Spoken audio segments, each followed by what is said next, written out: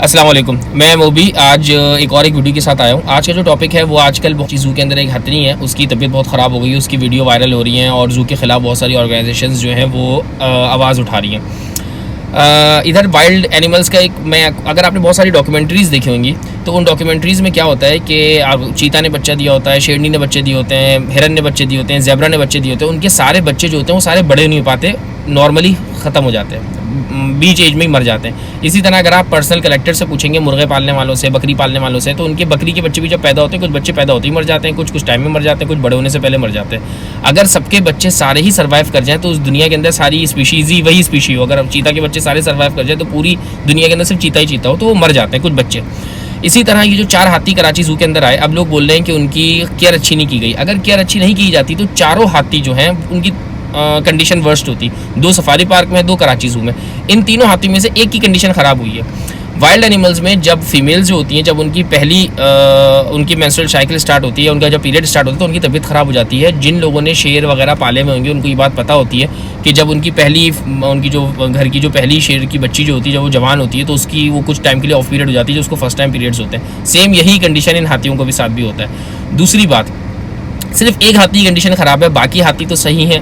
میں یہ نہیں بول رہا کہ زو والے بہت اچھے طریقے سے رکھ رہے ہیں۔ اب زو کے اوپر آتے ہیں ذرا۔ جو کراچی زو میں اینیملز کی اکثر آپ نے دیکھا ہوگا کہ اینیملز مر رہے ہیں، اس کی دو ریزن ہے۔ پہلی ریزن ہے کہ کراچی زو میں نئے اینیملز آئے نہیں، پرانے جانور ہیں۔ جو میرے خیال سے آخری جانور جو ہے 2011 یا 14 میں آیا گیا تھا، اس کے بعد سب تک کوئی نیا اینیمل آیا نہیں ہے۔ اس کی پہلے سے کچھ ایج تھی، تو ظاہر سی بات ہے وہ اپنی ایج کمپلیٹ کرتے چلے جا رہے ہیں اور مرتے چلے جا رہے ہیں، اور نیا اینیمل کوئی کراچی زو کے اندر ایسا آ نہیں رہا۔ کی ایج تو اتنی نہیں ہے، آپ بولیں گے۔ کہنے کا مقصد یہ ہے کہ یار کوئی زو اچھا نہیں ہوتا، کوئی برا نہیں ہوتا۔ ہمارے پاس آپ کو پتہ ہے اسلام آباد کے اندر ایک کوان ہاتھی بیچا گیا تھا باہر، اور 2 آپ کے brown bears, Asian Pakistani brown beer Deosai کے، وہ باہر بھیجے تھے کیونکہ ہم اچھا کیئر نہیں کر پا رہے تھے۔ میں بول رہا ہوں ٹھیک ہے، ہم اچھا کیئر نہیں کر پا رہے تھے۔ دیوسائی بیئرز کے لیے دیوسائی میں 4 انٹرنیشنل آرگنائزیشنز براؤن بیئرز اور بلیک بیئرز کے حوالے سے کام کر رہی ہیں۔ پھر ان دونوں بیئرز کو جارڈن کیوں بیچا گیا؟ یہیں پہ ان آرگنائزیشن کے حوالے کر دیا جاتا۔ تو یہاں پہ جو ہماری ویلفیئر آرگنائزیشن ہے وہ ان جانوروں کو بیچتی ہیں، بھیجتی نہیں ہے۔ کاوان ہاتھی جو بھیجا گیا ہے، جن جگہوں پہ، جن ممالک پہ بھیجنے کے لیے کنسیڈر کیا گیا ہے، ان ممالک میں زو جو ہے وہ بہت زبردست ٹورزم کا رول پلے کرتا ہے۔ وہاں پہ زوز جو ہیں وہ کنزرویشن کے لیے یوز ہوتے ہیں، ویلفیئر کے لیے یوز ہوتے ہیں، ایجوکیشن کے لیے ہوتے ہیں، ریسرچ ورک کے لیے یوز ہوتے ہیں۔ آپ نے جو ہاتھی جہاں باہر بیچا ہے، ان کی ٹورزم میں مین جو ٹورزم کی جو ان کی اکانومی ہے وہ بیس کرتی ہے اینیمل بزنس کے اندر، ٹھیک ہے۔ آپ یہی 2 ریچ کے بچے جو تھے، جو 2 ریچ تھے براؤن بیئرز جو تھے ہمارے، وہ آپ بھیج سکتے تھے ویوسائی کی جو آرگنائزیشنز ہیں، لیکن آپ نے وہاں بھیج دیا، کاوان کو بھی بھیج دیا۔ جن لوکل آرگنائزیشن نے ان کو وہاں بیچا ہے، آپ ان کا پہلے کا بینک بیلنس اور اب کا بینک بیلنس چیک کر سکتے ہیں، اور ان کی لائف اسٹائل آپ چیک کر سکتے ہیں۔ سیم اسی طرح کراچی کے اندر بھی کچھ آرگنائزیشنز ہیں، انہی کے نقشے قدم پہ چلنا چاہ رہی ہیں، اور وہ چاہ رہی ہیں زو بند ہو جائے اور ہم ان ہاتھیوں کو بھی بیچ دیں، جس کے سلسلے میں وہ کراچی زو کی مینجمنٹ کو برائب کر چکی ہیں ان ڈالرز میں، یا کر رہی ہیں، یہ میرا مشاہدہ ہے، جس کی وجہ سے اس ہاتھی کی وہ ٹھیک سے کیئر نہیں کر رہے۔ وہ چاہ رہے ہیں ایک ہاتھی مرے گا، باقی 3 تو باہر بیچ ہی دیں گے، پھر گورنمنٹ کے اوپر پریشرائز پڑے گا، ہم رکھ نہیں سکتے، ہم بیچ دیں گے۔ تو میرا مطالبہ ایڈمنسٹریٹر سے اور ہائی اتھارٹیز سے یہ ہے کہ اس ہاتھی کی کنڈیشن کے لیے آپ پرائیویٹ ویٹس کی ایک ٹیم تشکیل دیں اور ان کو آن بورڈ لیں، ان کو بٹھائیں۔ ہمارے پاس 3 مینلی مجھے پتا ہے ایسے ویٹس ہیں جو انٹرنیشنل ہاتھیوں کو ٹیک کیئر کر چکے ہیں، ان کو ٹریٹمنٹ کر چکے ہیں، ان کو بلائیں یہاں پہ، ان ہاتھیوں کی ٹریٹمنٹ کریں۔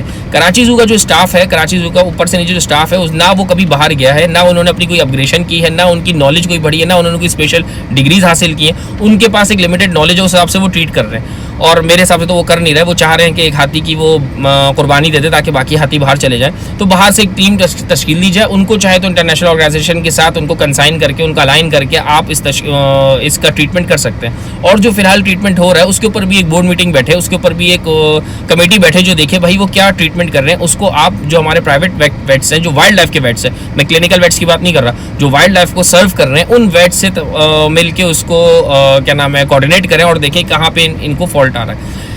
کسی بھی آرگنائزیشن کی اگر مینجمنٹ خراب ہے، اس کا مطلب نہیں ہے کہ آپ وہ آرگنائزیشن بند کر دیں۔ اسٹیل مل والا حال ہوگا کہ آپ نے اسٹیل مل ہی اٹھا کے بند کر دی، لیکن پرائیویٹ لوگوں کی اسٹیل ملز چل رہی ہیں آرام سے، لیکن گورنمنٹ کی سرکاری نہیں چل رہی۔ سیم اسی طرح ایئر لائنس کا ہو گیا، یہی حال آپ کراچی زو کا بھی کریں گے کہ زو بند کر دیں۔ آپ اگر زو بند کر دیں گے تو پھر آپ کراچی یونیورسٹی کے اندر سے زولوجی کا سبجیکٹ بھی پھر آپ پاکستان سے مٹا دیں, اس کا کیا پرپس ہو گیا؟ جب آپ زو بند کر رہے ہیں, فارمز بھی بند کر دیں, پرائیویٹ کلیکشنز والوں کو بھی پابندی لگا دیں, پھر آپ زولوجی کا سبجیکٹ ہی آپ ہٹا دیں یونیورسٹیز اور اسکول میں سے, وہ کیوں پڑھاتے ہیں؟ وہ بالکل بھی نہ پڑھائیں, کیونکہ ہمیں یہاں پہ اسکوپ ہی نہیں ملے گا. دوسری بات, یہاں کے ویٹس کو, لوکل ویٹس کو بھی تو ہاتھیوں کے اوپر اور وائلڈ اینیملس کے اوپر ایکسپیرینس ہو. آپ باہر سے آرگنائزیشن ملائیں گے تو یہاں کے لوکل ویٹس کو بھی تو بھیجیں تاکہ ان کا بھی ہاتھ کلیئر ہو اس بات کے اندر. جو ویلفیئر آرگنائزیشن ہے وہ کہتی ہیں کہ بھائی کیا نام ہے, آپ سارے زوز بند کر دیں, جانور کو بھیج دیں. میرا ان سے ایک سوال ہے, ساری ویلفیئر آرگنائزیشن سوال ہے کہ آپ کے شیلٹرز کے اندر جتنے بھی کتے, بلیاں, گدھے, چیل, کوے موجود ہیں, آپ ان کو باہر شیلٹر ہاؤس سے باہر نکال کے ان کو بھی اسٹریٹس پہ چھوڑ دیں. جو فیرل ڈاگز ہیں وہ اسٹریٹ کے ہیں, جو فیرل کیٹس ہیں وہ اسٹریٹس کی ہیں, آپ ان کو بھی چھوڑ دیں باہر. آپ نہیں چھوڑیں گے, کیوں نہیں چھوڑیں گے؟ کیونکہ ان کو لوگ مار دیں گے. سیم اسی طرح پاکستان کے اندر بھی ہم ان اینیملس کو نہیں چھوڑ سکتے. میں مثال دیتا ہوں 3 مین اینیملس کی, کالا ہرن, نیل گائے, چیتل. یہ پاکستان کے ہرن تھے, یہ پاکستان میں موجود ہے, اب ہے کوئی بھی نہیں ہے. لیکن آپ کسی بھی پرائیویٹ کلیکشن پہ چلے جائیں یا کسی بھی زوز میں چلے جائیں, یہ ایکسس میں پائے جاتے ہیں, یہ زیادہ پائے جاتے ہیں. سیم اسی طرح جس طرح آپ اپنے فیرل ڈاگس کا خیال کر رہے ہیں, ان کو باؤنڈری کے اندر, کیج کے اندر, انکلوجر کے اندر, ان کو ایک کنفائنڈ اسپیس کے اندر رکھ کے آپ ان کی خیال رکھتے ہیں, اسی طرح زوز بھی رکھتے ہیں. میں یہ نہیں کہہ رہا کہ کراچی زو کی مینجمنٹ بہت اچھی ہے. کراچی زو کے جو مینلی 3 جو اوپر کے بندے ہیں, ان کی ریٹائرمنٹ قریب ہے, 3-4 سال رہ گئے ہیں. وہ اس ہاتھنی کا کیئر نہیں کر رہے تاکہ اس کو بیچ دیں اور پھر ان کے ریٹائرمنٹ کے پلان اچھے ہو جائیں. اس کے بعد کراچی زو کا جو بھی ہے ان کو کوئی پرواہ نہیں ہے. ایکچولی یہ میرا اپنا ذاتی اوپینین, جو مجھے لگتا ہے یہ حال ہو رہا ہے, اسی لیے وہ اس کے کیئر ٹیکنگ صحیح طریقے سے کر نہیں رہے ہیں. کوئی اس کی ٹانگ کا ایشو بتا رہا ہے, خیر ہمیں پتہ ہے کیا ایشو ہے. جو بھی ایشو ہے اس کو آپ ویٹس سے آپ شیئر کریں. جو انٹرنیشنل ویٹس کام کر چکے ہیں ان میں سے 2-1 ویٹس تو کوئی فیس بھی نہیں لیتے, آپ بس ان کو بلائیں, وہ اس کا خیال کر کے اس کو ٹریٹمنٹ کر دیں گے. انٹرنیشنل آرگنائزیشن جس کو آپ بلاتے ہیں, جو پہلے آئی تھی, اسی کو اگر آپ دوبارہ بلاتے ہیں تو اس کو بلائیں, اپنے لوکل ویٹسوں کے ساتھ ان کو ملائیں, کنسائن کریں, ٹیم بنائیں اور ان کو یوز کریں. یہاں پہ بہترین اس کا علاج ہو سکتا ہے, ایسا نہیں علاج ہو سکتا. لیکن میری بات یاد رکھیں, وائلڈ اینیمل کا ایچ اینڈ ایوری بیبی وہ ایڈلٹہڈ تک نہیں پہنچتا, اس کو بیچ میں ہی کوئی نہ کوئی ریزن کی وجہ سے اس کی ڈیتھ ہو جاتی ہے. ڈیتھ ہونے کے لیے ریزن ہوتا ہے, کوئی بیماری ہونی چاہیے, کوئی انسیڈنٹ ہونا چاہیے, یہ نارمل ہوتا ہے. آپ کے پاس 4 ایلیفینٹس کے بیبیز تھے جن میں سے ایک بیمار پڑا, باقی 3 ابھی ہیلدی ہیں. آپ کمیٹی بٹھائیں, ان کی ڈائٹ شیٹ ریوائیو کریں, ان کی ہیلتھ کیئر کا, ان کا انویسٹمنٹ کا, یہ سارے پلان آپ اپ گریڈ کر سکتے ہیں. ایڈمنسٹریشن میں ریکویسٹ ہے کہ ان چیزوں پہ اسٹیپ اٹھایا جائے اور ان ہاتھیوں کو زو مینجمنٹ کے حوالے نہ کیا جائے, پرائیویٹ انسٹیٹیوٹس کو بھی اس کے اندر شامل کیا جائے. کراچی زو کی پرابلم ساری باہر اس لیے آ جاتی ہیں کیونکہ وہاں پہ پبلک کا الاؤ ہے. جو ویلفیئر والے جو اتنا بھی چیخ رہے ہیں زو بند کروانے کو, اتنا اچھل رہے ہیں, یہ اپنے شیلٹرز میں ہمیں آن کر دیں جانے کے لیے. آپ کو کراچی زو سے زیادہ اینیمل کرولٹی ان کے پاس دکھا دیں. میں چھوٹی 2-1 چند بتا دیتا ہوں. بھائی ان کے شیلٹرز کے اندر پانی بھر گیا تھا اور انہی کا ایک آرکیٹیکچر وہ کراچی زو کو ریفارم کرنے آیا تھا. کم سے کم وہ بھائی اپنے شیلٹر کو ہی ڈرینیج کا نظام صحیح کر لیتا. دوسری بات, ان کے پاس گدھوں کو مکئی چارہ کھلایا جاتا ہے. انہی شیلٹرز میں سے آپ ان سے اینیملز کی, گدھے کی ڈائٹ پوچھ لیں, ایگلز جو پڑی ہوئی ہیں ان کی ڈائٹ شیٹ نکلوانے کے پچھلے 1 سال سے آپ نے کیا ڈائٹ دیا, آپ نکال کے دے دیں تو آپ کو پتہ چل جائے گا ان کے پاس کتنی اینیمل کرولٹی ہوتی ہے. لیکن کیوں ہے؟ کیونکہ آپ جا نہیں سکتے, شناختی کارڈ چاہیے, ریفرنس چاہیے, ایسے کسی کو الاؤ نہیں کرتے. جس دن یہ اوپن ہاؤس کرتے ہیں اس دن یہ سارے اپنے ارینجمنٹ جو ہیں وہ ادھر ادھر سیدھے کر دیتے ہیں. مجھے تنقید نہیں ہے, جو اچھا کام کرتا ہے وہ کر رہا ہے, میں تنقید نہیں. لیکن جب آپ جب غلط تنقید کراچی زو کے حوالے سے یا کسی پاکستان کے ایسٹ کے حوالے سے بات کرو گے تو اوبیسلی دل دکھتا ہے کہ آپ مینجمنٹ خراب ہے. آپ مینجمنٹ کو پکڑو نا.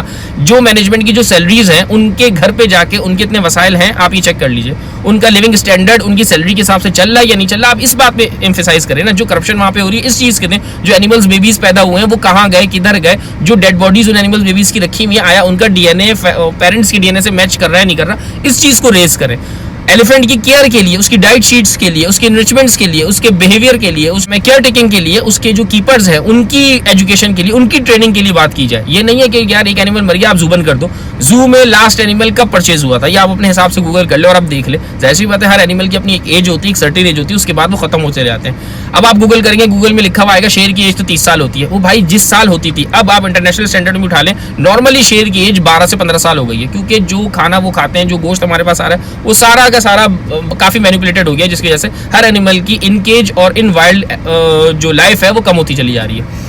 خیر ویڈیو بنانے کا مقصد یہ تھا کہ بھائی غلط طریقے سے آپ تنقید کریں گے تو اس کا کیا نام ہے رزلٹ غلط ہی آئے گا. ہماری نیکسٹ جنریشن کب دکھے گی اینیملز؟ اگر آپ سارے زوز بند کروا دو گے تو وہ ایجوکیشن پرپس کے لیے, جانور کو جاننے کے لیے, جانوروں کی محبت کے لیے وہ کہاں جائیں گے؟ وہ کہیں بھی نہیں جا سکتے.